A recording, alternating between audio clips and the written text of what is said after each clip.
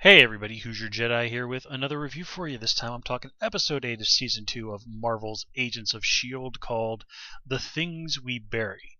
Now this is the episode where we finally get the complete story on what's going on with Whitehall. We get to see more of Sky's dad and all this other stuff, and Ward being evil. Just a lot of stuff going on. So let's get right into things. Let's start with Whitehall here. Let's actually kind of just go through all the stuff with the bad guys and then sort of move over to the good guys. So we do get Whitehall's story here, and I do like the idea that it's sort of a nice twist because the first time we see him is back in the 1940s, and then we see him again in modern times, and we see him that he hasn't changed. So naturally, we make the assumption that he was the same age that whole time. But I like that they do that nice little twist where we find out, no, he actually aged normally over the course of, those 40-some years between them and, I presume, about 1988, 1989, when he was freed from prison. And they did mention that it was Pierce, the main bad guy from Winter Soldier, who was responsible for getting him out of there. Of course, we also got to see Peggy Carter yet again and saw Simmons squeal over her. I mean, okay, Marvel, I will be tuning into Peggy Carter come January. You can kind of ease up on that a little bit now. And I also really liked that they mentioned Red Skull several times. Now, we haven't seen Red Skull since the first Captain America movie, probably in part to, from what I hear, Hugo Weaving not really being interested in coming back to play the character again. And I don't think Marvel's quite at the point where they want to start recasting people. So, okay, fair enough. But anyway, it does kind of give us... We do find that basically that Whitehall was able to reverse the aging process on himself. Although, why only back to that point? The age he was in the 40s rather than, say, when he was young in his early 20s. No explanation is given. But okay. So now we kind of understand why he is so obsessed with all this, because, oh, hey, I'm, 40-some years younger again. This is awesome. So, yeah, kind of hard to blame him on that one. But one thing here that is totally confusing me about this whole situation is, okay, so Whitehall gets his hands on this Chinese lady who is probably a latent Inhuman. Let's just kind of go with that, because really, at this point, nothing else makes sense. And does all this dissection stuff to her. And a lot of people are saying that, okay, that's what happened to Sky's mom. Okay, so I'm confused here. First of all, where was Sky at that point? I mean, had she fallen into S.H.I.E.L.D.'s hands? But here's the thing that really confuses me. Sky's mom was dissected at that castle in Austria, but when we jump back and see Sky's dad finding the body of the woman who is presumably Sky's mother, from what we can tell, that should have been in China. It was most certainly not in that castle in Austria. So, unless Whitehall and those guys, for some reason, took this dead lady's body all the way to China and just dumped it out in the woods somewhere, that whole scene makes no freaking sense. So I'm kind of wondering if maybe Sky's mother was not the Chinese lady that we saw. I mean, again, this really just... There's something here that just doesn't make sense. So, yeah. Anyway.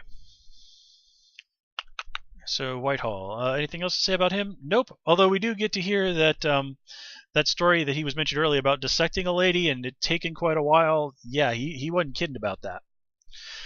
So moving on to other evil characters. Let's go in, since I just mentioned him, Sky's dad. Well, now here we kind of get this idea of him saying, like, oh, I want to be reunited with my family in the afterlife. Well, I don't know if I buy that. I think he's more so like, I want to kill everybody who's around Sky and then just kind of ride off merrily into the sunset with my daughter to live as happily ever after as we can. I mean, without my dead wife. But, yeah, I do like that he is totally playing Whitehall. And just that whole thing where he's like, what's the Tesseract? I mean, that was great. It just sort of shows that he's not some sort of criminal mastermind. I mean, he's a guy who's making a living as a back alley doctor for street criminals. You'd think a guy who has badass superpowers like that could find some more productive way of earning an income, but whatever. But yeah, I do like how he is totally playing Whitehall, and then he goes out there and he tries to do the same to Coulson. And I don't think that was a slip up, was an accident on his part. I think he just kind of went to that situation like, okay, I'm going to trick Coulson, and then just sort of said, screw it. I want to dick with Phil Coulson's head while he's right here in front of me. And then he proceeds to do exactly that. And he also kind of gets a little bit of a read on just exactly how much Coulson knows about the situation, gets a little information about Sky and all this. So it really just kind of comes up all from roses for him.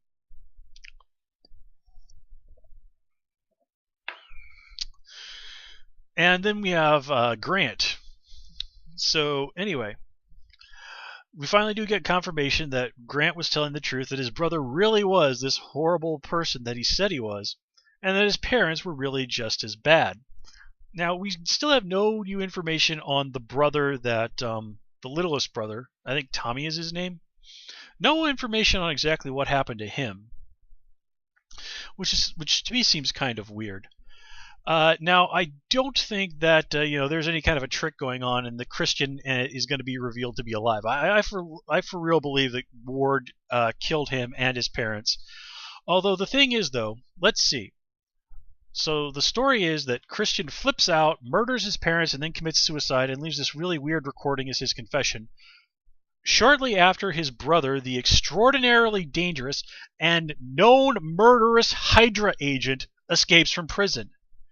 How in the name of God are people not going to go look at that situation and, hey, you don't think that Hydra agent brother of his might have had something to do with this, do you?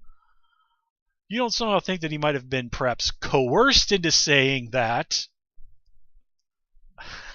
I mean, seriously, how stupid does Ward think people are? But anyway, I do like this, that this shows that, yeah, there's no redemption for Ward. Ward is just a crazy, evil son of a bitch who does have some sympathetic, stuff to his background, but yeah, Ward is a crazy bastard and is pretty much just about as bad as Sky's dad. And I can't wait till those two characters meet, because you know it's going to happen, and you know it's going to be awesome. And it would be totally awesome if Sky's dad went like, you know what? I think you and my daughter would be good together. I like you, boy. That would be awesome. Let's see. Nothing particular to really say about Bakshi this episode. I did like how Bobbi was doing a fun job of screwing with his head. And the whole idea of him having a cyanide thing implanted in his cheekbone. Okay, that was good. I like how they acknowledge, like, yeah, of course we checked him for cyanide pills in his teeth. But a cyanide pill in your jaw, yeah, people wouldn't look for that. But moving on to Bobbi and Hunter, this whole thing that they try and do with Bakshi here is like, hey, if your friends only knew the kind of stuff that you did in order to join Hydra, they wouldn't trust you anymore. Like, dude, these are S.H.I.E.L.D. agents. The idea that Bobbi probably had to do some bad stuff in order to earn Hydra's trust is probably pretty much a given for them. I mean, come on. This is something that they would be familiar with. Is this really going to be a huge surprise to anybody? So unless it was something like, hey, Bobbi, remember when we at Hydra told you to throw that baby into a pit full of starving dogs and you totally did it? You want me to go tell that to your friends? Okay, if Bobbi did that, then yes, the fellow agents would be rather upset. But I don't think she did anything like that. So, yeah, Bakshi's threat here is just kind of BS. And then Bobbi and Hunter sort of bicker some more and then go and have sex in the back of a SUV or something. I gotta say, I really don't care. This whole sort of, ex-husband, ex-wife bickering, suddenly sex thing is like, ugh, come on. You can do something more interesting with these characters than this. Why not actually have Hunter move on and start, flirting with, Simmons or something? Or hell, if he's really crazy, try it with May. Then, sort of maybe have Bobbi take an interest in one of the guys around there. I mean, if you're going to do romantic stuff with these two, don't do the most obvious damn thing in the world. I mean, I'm not faulting the actors in any way, shape, or form. They're doing great stuff with the material they're given, but it's just like, God.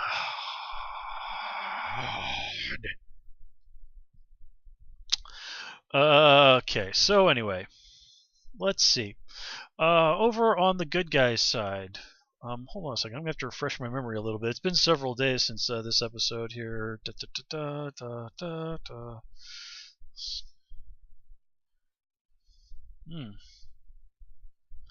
I'm just kind of going over the whole TV tropes thing, seeing if there's anything that I missed talking about. Now we do get a little bit more information on what's going on with the aliens. It's confirmed that they're the Kree, and what's interesting is that they do sort of specify that the diviner gets them into a temple. Now, obviously, I don't think they're going to do anything like introduce the Inhumans royal family here on Agents of S.H.I.E.L.D. That again, that movie's not coming out until 2018. So my guess is that they're basically going to make it into the lobby of Adelon, for lack of a better term. They'll meet some character who is an Inhuman, but it would probably just be someone very minor or a new character, and then they'll just sort of lay a few seeds for the Inhumans movie later on. So yeah, basically they'll go in the lobby and talk to somebody and then leave.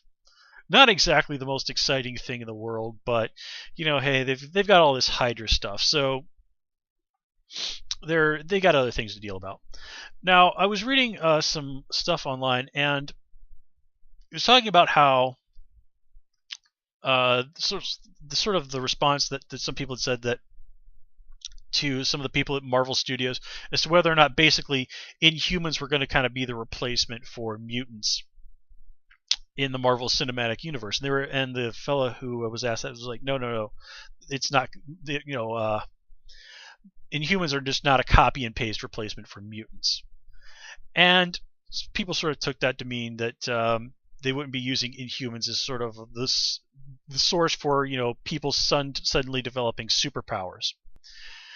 But I think that's not exactly the right way to look at it. I think what they're saying is here, we're not, like I said, going to do a copy and paste with Inhumans for mutants. I think they're going to treat the reaction to these sort of people as its own thing.